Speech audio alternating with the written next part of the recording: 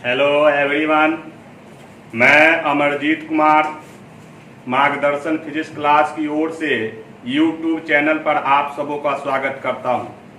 My dear students, लगभग 2 महीने से हम लोग एक दूसरे से दूर हैं। जैसा कि आप लोग जानते हैं कि कोविड-19 से पूरा विश्व प्रभावित है, जिसके परिणाम स्वरूप पूरे भारत में लॉकडाउन लगा हुआ है, जिसकी वजह से स्कूल, कोचिंग, कॉलेज सब बंद हैं। बच्चों, यह संख्या अब बिहार में भी बढ़ रही है, जिसके कारण लॉकडाउन की अवधि लगातार बढ़ रही है। बहुत सारे बच्चों के गार्जियन फोन कर रहे हैं कि सर आप ऑनलाइन क्लास कब शुरू कर रहे हैं। फोन करना स्वाभाविक भी है। जैसा कि आप लोग जानते हैं कि हम लोग को कोविड-19 से बचने के लिए सोशल डिस्टेंस को अनुपालन करना है, तो हम लोग ऑनलाइन के माध्यम से ही एक दूसरे से जुड़ सकते हैं और पढ़ाई को सुचारू रूप से चालू कर सकते हैं। इसीलिए मुझे भी बच्चों ऑनलाइन आना पड़ा। मैं प्रत्येक चैप्टर के प्रत्येक टॉपिक का सिलेबस का वीडियो बनाऊंगा और उसे आप लोगों के बीच रखेंगे। इसीलिए बच्चों, आप लोगों से परम आग्रह है कि आप लोग मेरे व्हाट्सएप नंबर से जुड़ जाएं, ताकि वीडियो देखने के बाद आपको अगर कोई समस्याएं आती है तो मैं आपको स्टेप बाय स्टेप सॉल्व कर दूंगा।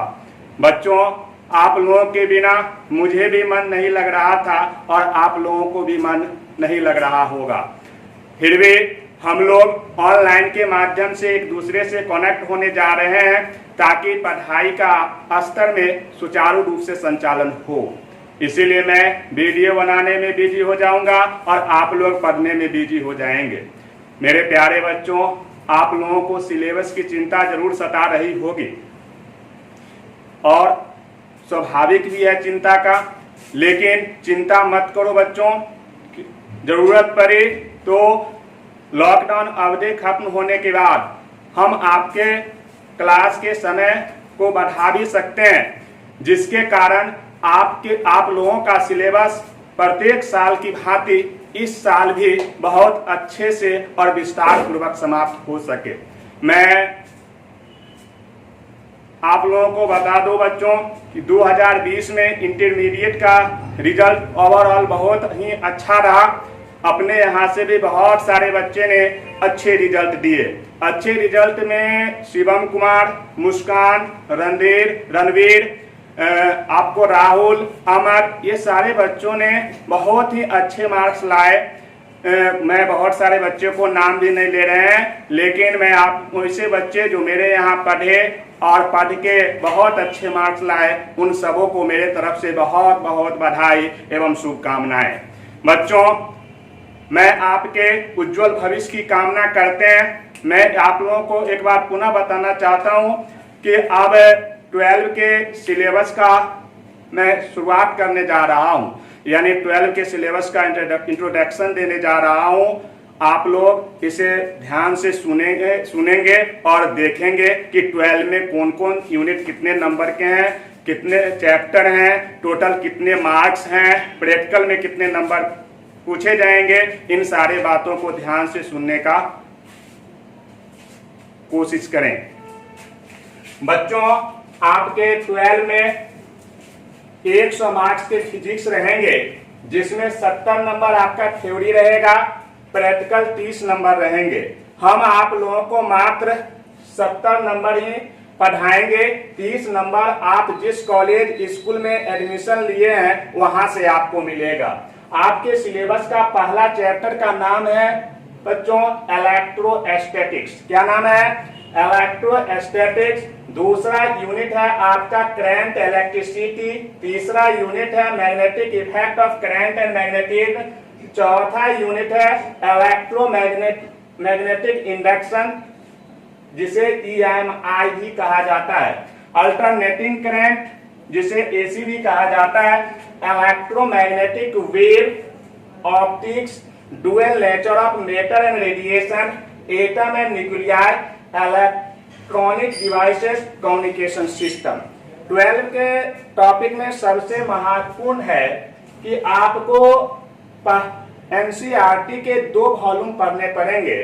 फर्स्ट वॉल्यूम में आपको जो यूनिट आएंगे वो यूनिट है electrostatic, current, electricity, magnetic effect of current and magnetism, electromagnetic induction, alternating current, electromagnetic wave. Second volume में जो आपके यूनिट आएंगे वो है optics, dual nature of matter and radiation, atom and nuclei, electronic devices, communication system. बच्चों अब हम इस सब के बारे में देखते हैं कि करंट इलेक्ट्रोस्टैटिक्स में आपको क्या पढ़ना है। इलेक्ट्रोस्टैटिक्स में हम लोग स्टैटिक चार्ज के बारे में अध्ययन करेंगे, रुके हुए चार्ज के बारे में अध्ययन करेंगे। जब हम चैप्टर शुरू करेंगे, टॉपिक शुरू करेंगे तो डिटेल से इसकी चर्चा करेंगे। फिर उसके बाद करंट, इलेक्ट्रिसिटी, जिसको हिंदी में धारा विद्युत कहा जाता है। थर्ड यूनिट है magnetic effect of current and magnetism, जिसको हिंदी में विद्युत धारा का चुंबकीय प्रभाव तथा चुंबकत्व कहा जाता है। इलेक्ट्रोमैग्नेटिक इंडक्शन, जिसे हिंदी में विद्युत चुंबकीय प्रेरण, और अल्टरनेटिंग करंट को हिंदी में प्रत्यावर्ती धारा कहा जाता है। उसके बाद है इलेक्ट्रोमैग्नेटिक वेव।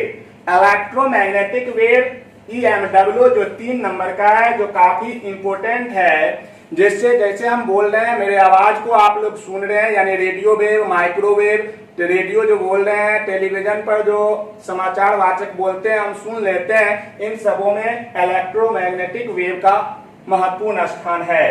अब आपको सेकेंड वॉल्यूम की चर्चा करते हैं। सेकेंड वॉल्यूम में ऑप्टिक्स। बच्चों ऑप्टिक्स आप 10th में भी पढ़े होंगे, वहां पर भी आप पढ़े होंगे concave mirror, convex mirror, mirror formula, lens formula, नहीं, ये सब के बारे में आप पढ़े होंगे। तो इसका जो है बेसिक चीज आप 10th से पढ़ के आए हैं, जो मुख्यतः रे ऑप्टिक्स में आते हैं। कहाँ आते हैं बच्चों?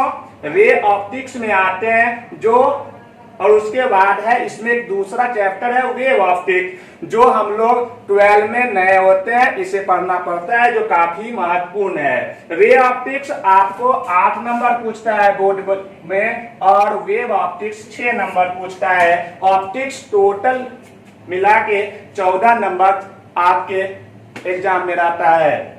उसके बाद आया आपको dual nature of matter and radiation. ये आपके बोर्ड में 4 नंबर का है। इसका हिंदी हुआ पदार्थ और विकिरण का द्वैत प्रकृति। इसके बाद आया एटम एंड न्यूक्लियाई। इसमें आपको परमाणु और नाभिक के बारे में जानना है। इसमें आपको एटॉमिक मॉडल में आपको पढ़ना होगा, थॉमसन का एटॉमिक मॉडल, रदरफोर्ड का एटॉमिक मॉडल, नील्स बोर्स का एटॉमिक मॉडल। इसमें आप न्यूक्लियाई में आप पढ़ेंगे, न्यूक्लियाई के से रिलेटेड जो कॉन्सेप्ट है उसके बारे में आप जानेंगे। इलेक्ट्रॉनिक डिवाइसेस, इलेक्ट्रॉनिक डिवाइसेस का हम लोग यूज करते हैं। इसमें आप सोलर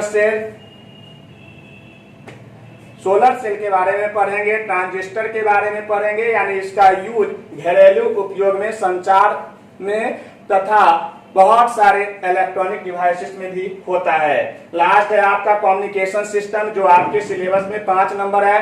ये आपको टीवी, रेडार, एंटीना, इस सब के बारे में हम लोग डिटेल से जानेंगे।